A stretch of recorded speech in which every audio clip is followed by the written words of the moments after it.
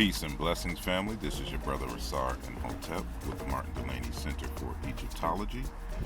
And I am sitting here going over aspects of my latest text, Race and Identity in Ancient Egypt, Volume 1, towards an etymology of the place named Kemet. And, just kind of preparing some further curriculum and lessons and the like, and also preparing to really kind of introduce an aspect of the fruits of my research on this question on the etymology of the place named Kemet. So for those who are not necessarily familiar with this research, I started this path maybe like 97, 98, over 20 some odd years ago.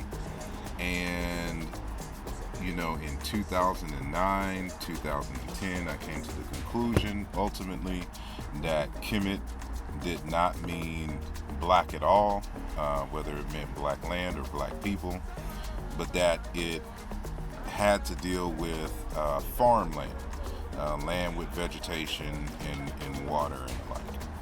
And so I've been in, countless discussions and debates on the subject, and, decided to finally put, all of my research in this 500-page text that you see here as part one of an expanded conversation on the issue of race and identity in ancient Egypt. So while we touch on the anthropological aspects of the discourse in here, this is mainly a linguistic and analysis, and it is, a very academic text. But I am also, besides being a software developer and computer scientist, I am also an Africologist. And in Africology, we don't do research for research's sake. There has to be some practical application of the information for which we're dealing with. And so, initially, this is purely, an academic enterprise.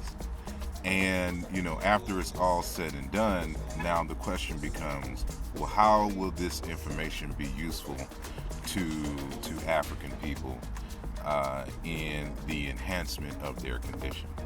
And so, and this is a general question that a lot of laypersons ask, well, how is this information going to help me today? Who cares what the etymology of a particular word is?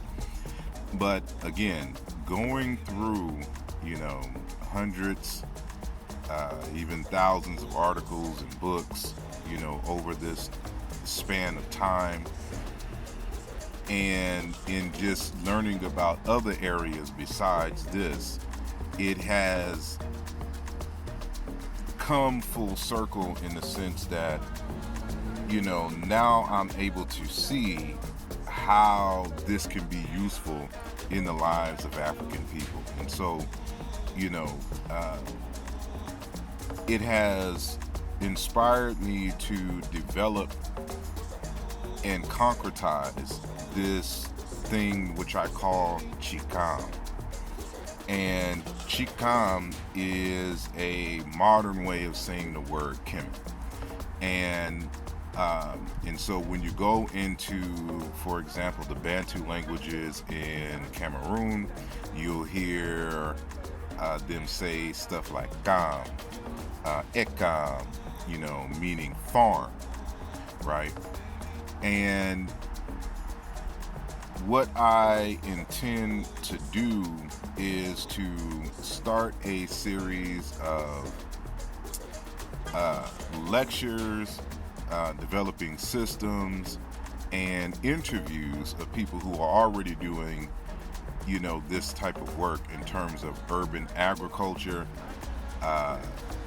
food sovereignty, and the like.